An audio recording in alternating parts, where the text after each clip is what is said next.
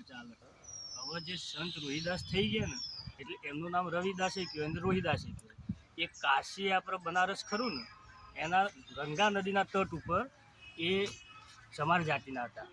હવે ચમાર જાતિના હતા એટલે સ્વાભાવિક છે કે ચોબડાના ઓજારો અને બધો જે હોય એનાથી પેલું ચંપલ હોદવાનું કામ કરતા હોય.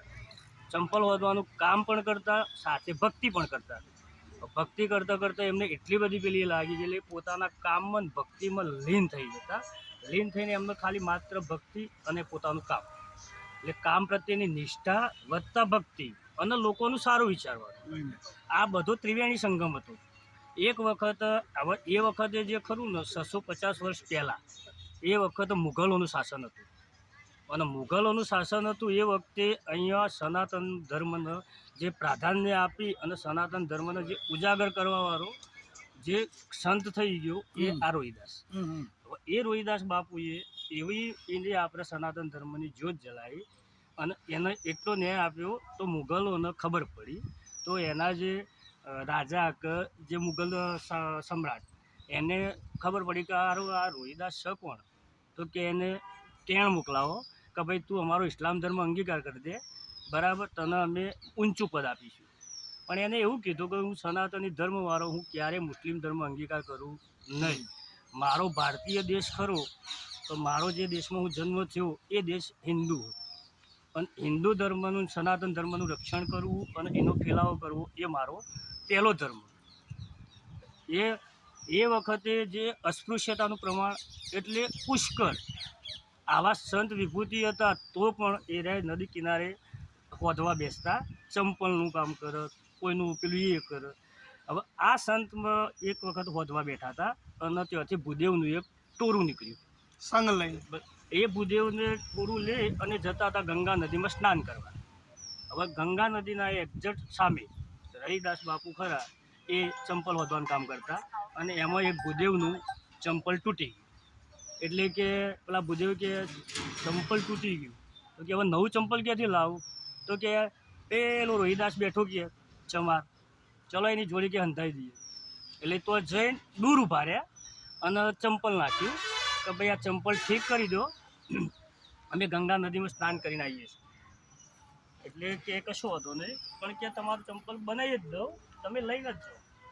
એટલે ચંપલ એમનું વધીને ક્લિયર કરીને આપ્યું. એટલે કમ્પ્લીટ કરીને આપ્યું એટલે પહેલાં કે લો દક્ષિણા. એટલે પહેલાં કે મારે કોઈ દક્ષિણાની જરૂર નહીં, તો કે ના તમારે કોક તો લેવું જ પડશે, તમે ચંપલ અમારું વધ્યું અમારું કામ કર્યું. એટલે પહેલાં કે તમારે કંઈ આપવું જ હોય તો તમે ક્યાં જાઓ છો, કે અમે ગંગા નદીમાં સ્નાન કરવા જઈએ છીએ અને ગંગા માતાનું દર્શન કરવા જઈએ. તો કે તમે એક કામ કરો, જે પૈસો તમે મને આપો છો એ ગંગા નદીમાં જઈને ગંગા માતાને એમ કહેજો કે ભાઈ આ રોહિદાસે તમને 1 રૂપિયો આપ્યો હોય અને સાથે એવું પણ કીધું છે કે ગંગા માતા હાથો હાથ લે તો જ આપજો, નકર ના આપતા.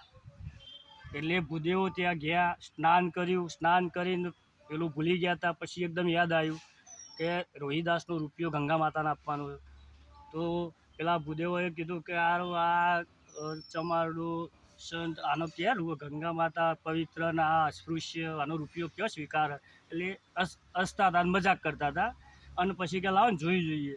એટલે એમને કીધું કે ગંગામાં રોહિદાસ એવું કીધું છે કે માતાજી હાથો હાથ આવીને રૂપિયો લે તો સ્વીકારજો, તો આપજો. તો તમે સ્વીકારશો રૂપિયો, તો તરત જ નદીમાંથી હાથ બહાર આવ્યો અને હાથો હાથ રૂપિયો લઈ લીધો. હાથો હાથ રૂપિયો લીધો ને માતાએ એવું કીધું કે ભાઈ લે આ સોનાનો ચૂડલો, રોહિદાસને કહેજે તારો રૂપિયો મેં હાથો હાથ સ્વીકારી લીધો છે. એટલે ચૂડલો જે કાઢ્યો ને એ ચૂડલો જઈને આમનું મન પેલું એ થઈ ગયું. એટલે કે આ તો ચૂડલો સારું બહુ પેલો જે કિંમતી, તો કે આપણે રોહિદાસને કહેવું નથી, આપણે સીધા રાજાને આપી દઈએ તો રાજા આપણને ઇનામ આપશે. કારણ કે રોહિદાસને તો પેલી એ જરૂર નહીં. પણ એક ભૂદેવે એવું કીધું કે આપણે રોહિદાસને કીધું છે કે ભાઈ તમારું કોઈ પ્રમાણ હશે તો અમે તમને આપતા દઈશું, તો આપણે એમને આપવું પડે. એટલે એ જ્યાં રોહિદાસ જોડી કે માતાએ તમારો રૂપિયો હાથો હાથ સ્વીકાર્યો છે અને આ ચૂડલો તમને એમને સ્વીકાર્યો એનું પ્રમાણ આપ્યું છે. એ પ્રમાણ લઈ અને રોહિદાસે એવું કીધું કે હું તો આ એક સંત માણસ, હું ચંપલ હાથવાનું ને કામ કરું ને હું મારી રોજીરોટીમાં જે મળે એમાંથી જ હું પેલો ખુશ થઉં છું. આ ચૂડલાનું મારે કોઈ કામ નથી. મારે મન તો બસ મારો ભગવાન, મારી ભક્તિ, માતા અને મારું કર્મ. એટલે કર્મનો સિદ્ધાંત, ભક્તિનો સિદ્ધાંત એ વખત 650 વર્ષ પહેલાં એ આ સંત રોહિદાસે પૂરો પાડેલો. અને એ ધર્મના આધારે એ વખત ભાઈચારો એ બધું જે ચાલતું હતું એ પ્રમાણે આ કડલો જે આપ્યું એ કડલું લઈને રાજા જોડી ગયા. રાજાને આપ્યું એટલે રાજાએ ખુશ થઈ ગયા. રાજાએ અમને ઇનામ આપ્યું. રાજાને એમ કે રાણીને આપીશ તો રાણી ખુશ થઈ જશે. રાણીને આપ્યું એટલે રાણી એક જોયું એક પહેરે પણ કે એક હાથે તો સારો ના લાગે ને, બે જોઈએ કે રાજા મારે બીજો જોઈએ. હવે ભૂદેવો કે બીજો લાવવો ક્યાંથી? પાછા રોહિદાસ જોડી ગયા. તો રોહિદાસ અમારા સારું ધર્મ સંકટ આવ્યું છે, રાજાએ એવું કીધું કે ચૂડલો લાવો નકર તમને મૃત્યુદંડ આપવામાં આવશે. એટલે રોહિદાસ કે કોઈ વાંધો નહીં. એટલે રોહિદાસના જોડે પેલા આયા એટલે કે રોહિદાસ તમે માતાજીને પ્રાર્થના કરો કે અમને એવો ને એવો બીજો ચૂડલો આપો. રોહિદાસ સંતે એવું કીધું કે આપણે ત્યાં જવાની ક્યાં જરૂર છે, બીજો ચૂડલો જ લેવો છે ને, તો એ બીજો ચૂડલો હું માતાજીને બોલાવું. તો એમને જે પેલો ચંપલ વધવાનો ચોબલું પલાળવાનું જે કથરોટ આવે ને એ કથરોટના અંદર માતાજીને એવું કીધું કે માતાજી આ જે છે તો આવો ને આવો બીજો એક ચૂડલો આપો. તો તરત જ કથરોટમાંથી હાથ ઊંચો કરી અને માતાજીએ કડલું આપ્યું.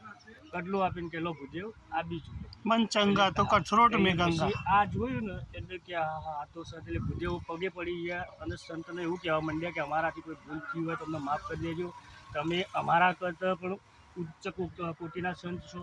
એટલે એટલાથી એ ભૂદેવો જે નજરથી જોતા હતા એટલાથી સંત રવિદાસનું એક નામ પડ્યું. અને સંત રવિદાસે એવું કીધું કે ભાઈ ત્યાં જવાની જરૂર નથી, આપણું મન ચોખ્ખું હોય તો બધા ભગવાન જ છે. એટલે એમને એવું કીધું ભાઈ મન ચંગા તો કથરોટ બે ગંગા. એ સૂત્ર આપીને એ સૂત્રના આધારે આજે આખો દેશ ચાલી રહ્યો છે. હાલમાં આ 650 વર્ષ થયો. સંત રવિદાસના 650 વર્ષે યાદ કરવાનું શ્રેય આ ભારતીય જનતા પાર્ટીને જાય છે. એ ભારતીય જનતા પાર્ટીએ 650 વર્ષ જૂનું ઐતિહાસિક જે બનાવટ હતું એને યાદ કરી અને સંત શિરોમણી કોઈ પણ જાતના નાત જાતના ભેદભાવ વગર એક ઉચ્ચ કોટીના સંતને જે મહત્વ મળવું જોઈએ એ મહત્વ આપવા માટે, લોકોને ઉજાગર કરવા માટે, લોકો ભાઈચારા સાથે, લોકો હરીમરીને એકબીજાના જોડે બેસીને ખાય પીવે એવી ભાવના સાથે જે ઉપદેશ આપેલો આ જે કાર્યક્રમ કર્યો ચાલુ કર્યો આખા દેશમાં, તો એ ઉદાહરણ એક દાખલારૂપ છે. કારણ કે આપણો દેશ એ બિન સાંપ્રદાયિક દેશ છે, પણ હાલ નાના મોટા વાડા ચાલે જાય છે. નાની મોટી જાતિઓ એટલે અમુક માણસો કે અમે ઉચ્ચ, અમુક માણસો કે આ નીચ, એટલે એ બધાને એક સમાન કરવા માટેનું જે કામ કરવાનું છે એ કામના અર્થે આજે આખા ભારત દેશમાં સંત રોહિદાસની ઉજવણી કરવામાં આવે છે. એ ધન્યવાદના પાત્ર છે.